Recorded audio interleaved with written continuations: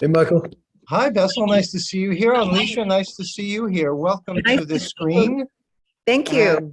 And several hundred people who wanted to see you both on the screen and join us today.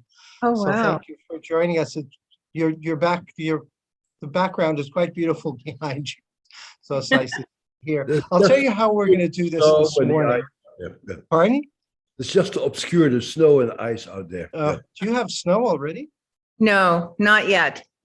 Well, Snow-ish. we're waiting in Toronto, and some of our friends in the north have had their first taste. So Yeah. what we're going to do this morning is we're going to talk a little bit about you and your program.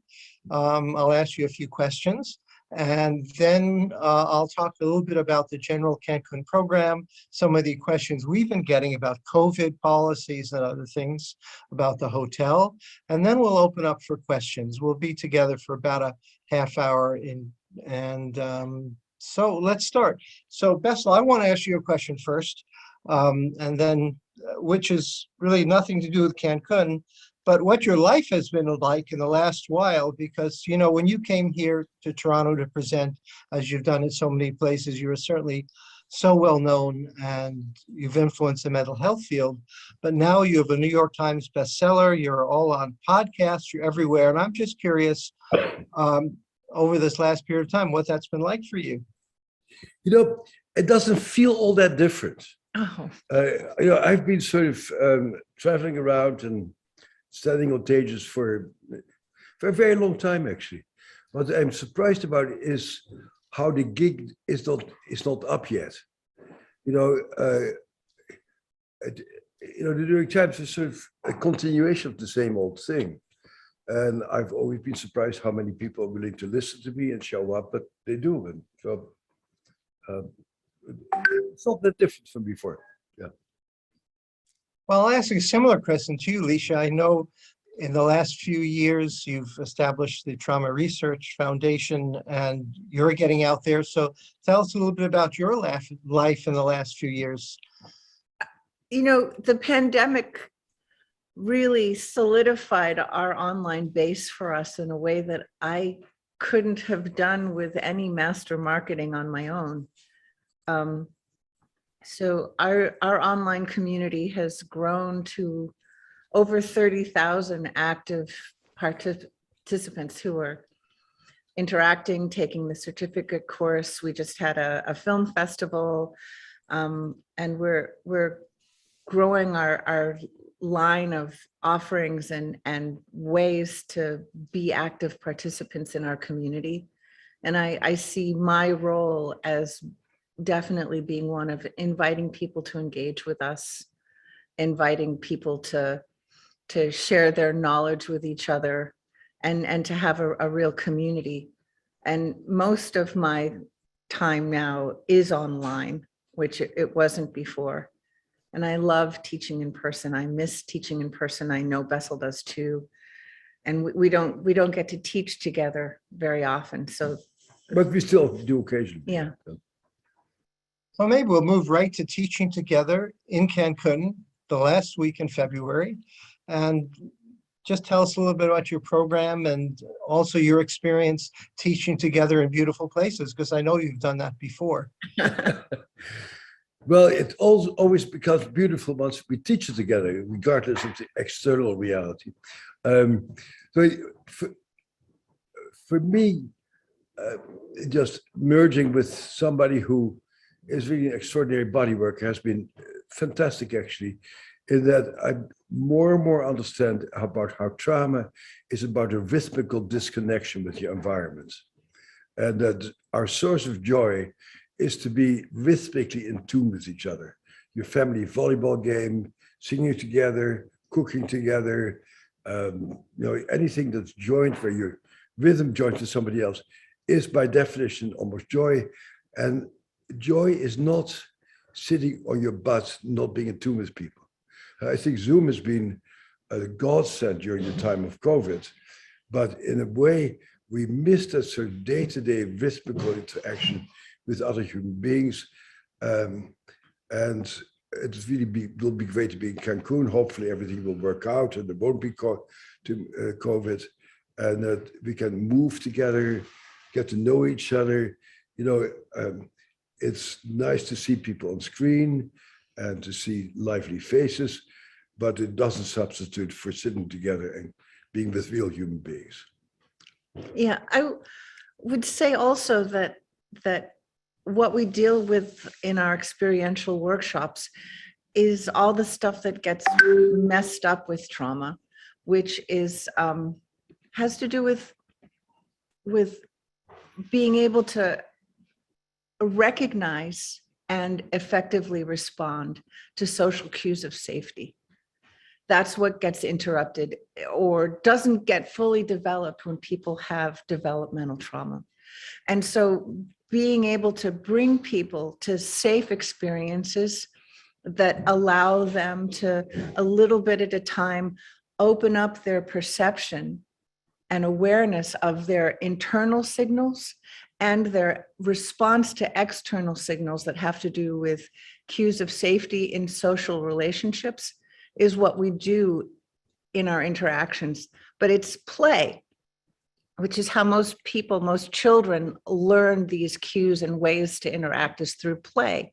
And so we use not most children. Children learn to do these things through play. That healthy, loving interactions with children have a lot to do with play. And we learn things through play that we'll never learn through left brain conceptual things. So we offer a lot of experiential stuff that's through theater exercises, because theater exercises are a really great way to ground in your body and know what you're feeling as you're interacting with the people around you. So as a consequence, our workshops are fun because of that. So let me supplement a little bit. Yeah. And that is that, we do learn stuff from neuroscience, even if the paradigm of neuroscience of putting somebody in a vice, in a machine, immobilized, is sort of the opposite of what it's like to be a human being, because we're basically moving, gesturing, moving organisms. Right? But we have learned a lot from neuroscience, one of which is the only way we can actually change things is via these interoceptive pathways, right, of going inside. And so this whole ascendance of cognitive treatments, where people point out the error of people's ways, and to understand you should feel differently, to my mind, is in direct contradiction to what we know about the brain. And it doesn't go top down.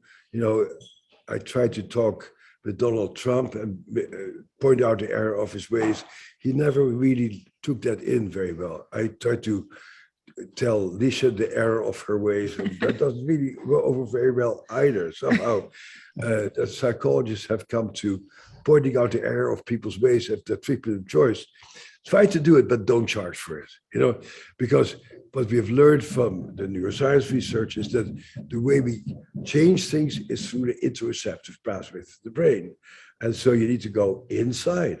You need to get to know yourself. You get to know your sensations. And trauma is not a story.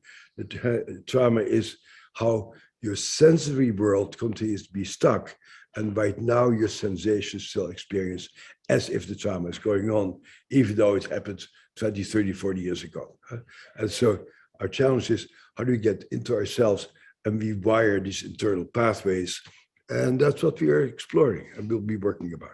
So the experiential illustrates everything that Bessel teaches didactically. So I'll ask him, what are the issues that you're going to be presenting today? And then I'll find the exercises that illustrate experientially what he's going to teach about, or vice versa. And the idea is that with trauma, people have a limited window of what they can tolerate knowing or experiencing consciously, and being able to open that up and expand what you're able to be present with, how you are able to be present in the world is a part of restoring or establishing your agency and your pleasure in life. That's all. More. Yeah. And right. We're so great. We can just do that for you. And I know with your conferences every year, Bessel, and your work, Licia, you've been really promoting many playful, dramatic, music ways of working with people. In terms of being with therapists in a room of training therapists, what do you find works best in terms of getting therapists to think about different ways of being as well as being a therapist? That's a challenge. Of course, therapists are a pretty recalcitrant lot who, tend to get pretty disembodied. Since they sit with a butt on the chair. At one point I taught at Harvard Medical School, and the great thing about Harvard Medical School is the kids who come there are so damn smart. And so one of my students said at one point, in every profession, slowly you assume the body posture that system creates in you. And so if you sit in the chair all day, you become a body that sits in the chair all day. And so therapists are difficult people to work with and to help to actually get better. What's really important for all of us, for one thing, what is missing in our profession is people saying, I don't know. It's astonishing how little people say, I don't know, even though we are dealing with unbelievably complex stuff, where most of the time we don't know the answer. And the other thing is to really realize that therapy is a very small slice of how people get better. Maybe your yoga instructor or your neighbor down the street or the person who helps you to prepare a meal with you or the person who is your pastor. The world is filled with healing factors, of which therapy is just one small part. We don't have the corner market on the market, thank God. Can I say one thing too? Yeah. That it used to be when Bessel and when I started teaching with Bessel, people would come up to me during a break and they'd look at their watch and they'd go, I have some calls to make. Do I really have to do the experiential part of this? I just came for the lecture. And the thing about what I've found over time is that, yes, the lectures are brilliant, but you can't actually offer to you can't actually offer to your patients what you don't know how to do for yourself in some way. And the experiential stuff, people ask and say, well, can I just have a script to read this meditation? And I say, no, actually, my body is the script for everything that I'm offering to you. And you have to learn how to read the script of your own body in order to guide people to do things. Right. So if you stick with it, you will actually learn to attune to your body in a way that you can guide other people to attune to their bodies. And that's the practice. I think one of the hard things about being a therapist is that you need to embody whatever you preach. And so I get a lot of letters and calls from people. Oh, I read your research on yoga and how important it is, but I can't get my patients to do yoga. And I say, do you have a yoga practice yourself? And people say, no, but I don't need it. And actually, I like to say, the people you treat, who you call clients, just like lawyers do. I'm a doctor, so I call them patients. They look to you to see to what degree you embody the answer in their lives. And so if you embody a different reality than what you preach, people go to pick it up and they don't go to do it. And that's the fun of working with Licia, actually, because she is a deeply embodied person. And so when you see her move, you want to have what she's having. But you'll also be able to take away that usually immediately there are small but very impactful things that you will learn that you will feel comfortable and confident to share with the people that you work with and to share with yourself. I'm always pleased when I see people say, oh, I did this with my patient for the first time and something new happened that's never happened in a session before. And for people who don't have an orientation to the body, these are the beginning comfortable weight up to your knees maybe toes in the water first and then wade up to your knees kind of moments together experientially that can be a lot of fun. Do you have an example, Alicia, of the kind of exercises that might make sense in our setting? You talked about even going outside. We're going to be on a beach in a beautiful place. Any particular thoughts right now of what might make sense there? Uh, you know, I haven't seen the space yet, but Okay. we even play beach ball together. And the thing about beach ball, I've never done beach ball on a beach. We've done beach ball on lawns at Esalen and lawns at Kripalu and great Hollywood. grand halls.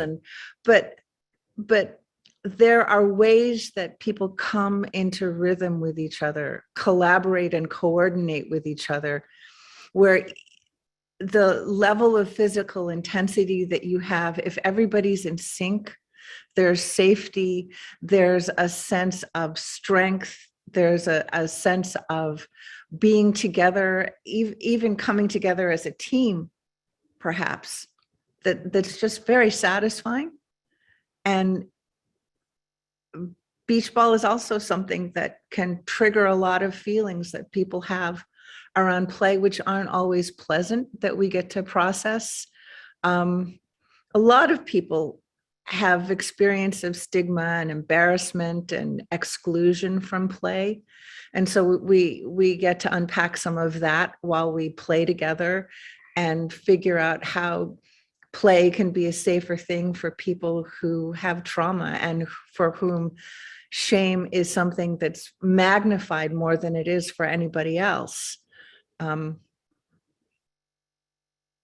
Yeah. So let me tell you a little bit, you and everyone else, about the place we're going to be, because, you know, the idea was we have this workshop in the morning, but it's an all-inclusive resort, which means, you know, all the food and everything's included with the room price. So people don't have to go anywhere else. It's a private beach. And also realize that, you know, some people maybe at the end of the workshop say, I want to spend a day at the beach or reading or with their partner or whatever. And other people might want to engage with people at the workshop. So what can we do to make it fun for those people who, you know, want to engage in other ways? So we've developed what we call Paradise Perks, which means things like we're bringing down a musician, a very prominent Quebecois musician, to sing, to talk, tell stories. We're going to have meet and mingles, which are like happy hour before dinner. Anyone who wants to come can just meet at a spot. It'll probably be outside, because this place has a lot of outside spaces with restaurants and bars and all that. So people can do that. On Wednesday night, we're going to ask you to join with Roy Kiesling, who is one of the leaders in the EMDR field, who's really creating a new way of integrating EMDR into people's practice. He's really moving from orthodox EMDR to a very creative approach, influenced by you, Bessel, and I'm sure you'll appreciate meeting him and seeing what he has to say. So Wednesday night, everyone comes together. Then there's all the other things at the resort, which are, you know, people can do on their own. So we really see it as a way to have a full experience. And if people are bringing others with them who aren't at the workshop, they're invited to all the other stuff too. Just there's no extra charge for that, because some of that would be very enjoyable to anybody. I also want to say something to the COVID issue, because we get a lot of questions and we totally are concerned about the COVID situation in Mexico, what it's going to be like at our resort. So first, there's COVID in that area of Mexico. The numbers are going down in ways that are very encouraging. And our hotel, which is part of a big American resort chain, has pretty good policies. 100% of their staff will be vaccinated. They'll all be wearing masks. We're saying everyone participating in our programs has to be fully vaxxed and bring proof of an negative antigen or a PCR test. Our workshop room itself is a big ballroom, so the ceiling is high. That's a little bit encouraging. And the hotel has other policies, which I think are pretty impressive in terms of being as safe as possible. And we have a cancellation policy that means it's pretty easy to cancel if things change or people are nervous or for whatever reason. And that's all on our website. And finally, it's going to be February, and I think most of us in the north want to be outside as much as possible. And at this resort, you can have meals outside. It's room service is free if you want to eat on your balcony. So there's lots of ways that you can be that you can't be in Toronto or Boston in February. And of course, that's an attraction to a lot of us who are used to getting away in the winter and didn't get away last winter. So those are some things about our program and our policies. We have a little time left, and Emily is on our screen. And I didn't say, but I'll say now that people have any questions for Bessel or Licia or me, you're welcome to ask them. Emily, Emily can call people to the screen, or you can put it in the chat box if you'd like. Emily? We did have so far one question, and that is, can you share your thoughts on your experience with internal family systems? Well, internal family systems, to my mind, is sort of a core therapeutic approach. I'm always concerned about, in our field, people to confuse a technique with an existential orientation. I think IFS is a very useful technique among many. So all these things are tools rather than endpoints. So anybody who says, I'm a Freudian, says like, oh, you're been an adherent of some guy who lived in Vienna a long time ago. So what we're trying to do is what seems to be most effective for this particular person, and thinking in terms of IFS, in terms of a self that gets protected, in terms of people having parts, to my mind, is really sort of an essential part of becoming a trauma-oriented therapist. So you'll hear a fair amount of IFS. Yeah. And we incorporate the notion of parts into the experiential exercises. In some of them, you'll be asked, what part do you sense you are right now? Or what parts are you feeling in you as you do this exercise? So there's a way that it's part of our vernacular. It's part of the language we use no matter what we're doing. And it's integrated, even though we're not going to teach you the whole theory. It's something that we use as a matter of course as we're exploring together. So simply, very simply, I did the first scientific research on EMDR. I think EMDR is a wonderful technique. I think you may be not doing yourself a favor by not learning how to do EMDR, because your patient will greatly benefit from it, you'll benefit from it. But we also are somatic therapists, so somatic experiencing, sensory motor processing, very important. We also are very much aware of sensory integration, occupational therapy techniques. Basically, my basic sense is, we go to school and we get a license to malpractice. In other words, we go to school and really don't know anything. And then you start learning. You start learning from your patients, you start learning, you go to the workshops, and by the time you're about 55 years old, you're beginning to become a reasonably good therapist, because you have learned enough different techniques for different people. But you never stop learning. Thank you. Can Licia show us a movement example of how you model Bessel's work? Okay, let me sit up a little bit.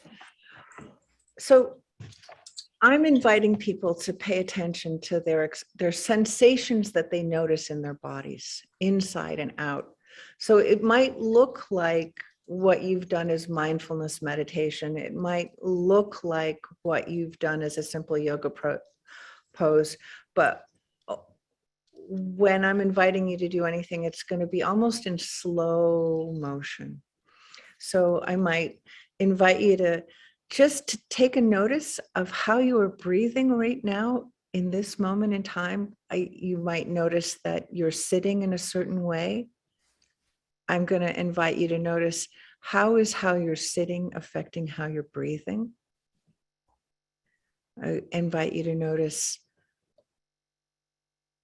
how deeply are you breathing? How quickly or slowly are you breathing?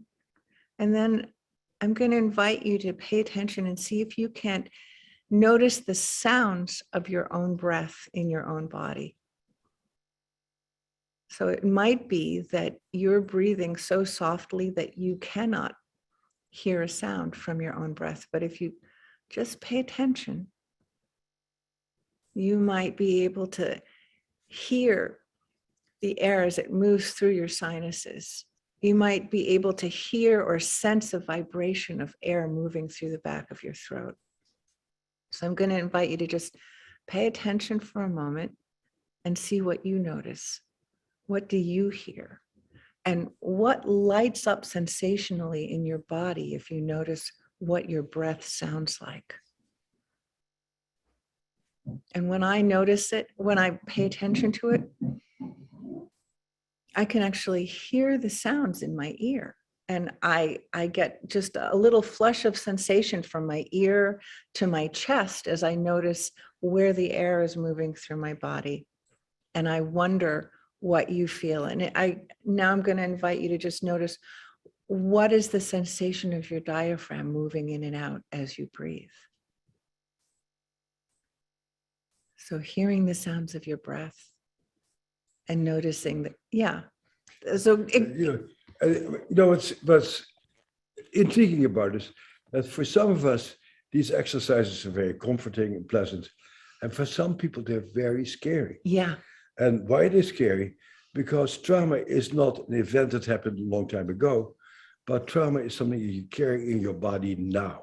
And so talking about the past sometimes is useful, sometimes is some interest, but what makes something traumatic is that your body continues to experience it. And for you, maybe being asked to hear the sound of your breath may be very triggering today. yeah, And so the treatment of traumatic stress is very much about learning to live comfortably in the system that you live in right now, this very moment. And life is lived this very moment. And if your body is freaked out right now, you're not a happy person. And if something horrible happened to you, but you're comfortable right now, that's all that counts. So the past affects how you get shaped and how you orient yourself and how you interpret your sensations. But the treatment of traumatic stress is really helping you to live in the body that you're living with sensations that you have, the emotions you have right now. mm-hmm. Thank you. And I think we have I think we have time for one last question, and that is, will you be working with disassociation? Dissociation is like, will you be working with breathing? Will you be working with going to the bathroom? So dissociation is just part of the whole deal. It's not like something separate. Well, I think our time is about up. First, I want to thank you so much for joining us today and for joining us for that week in February. I think we're going to have a lot of fun, and I think it's going to be a great experience. Everyone who's watching, and some people have signed up and will watch this later. So we send out this video to everyone who signed up. We're going to put in a discount coupon for like $100 off because you've signed up, because we really want to encourage people to think about joining us and have a great time there. Check out our website, which has all the information about the hotel, and probably everything you want to know is on there. We'll send that link out as well. So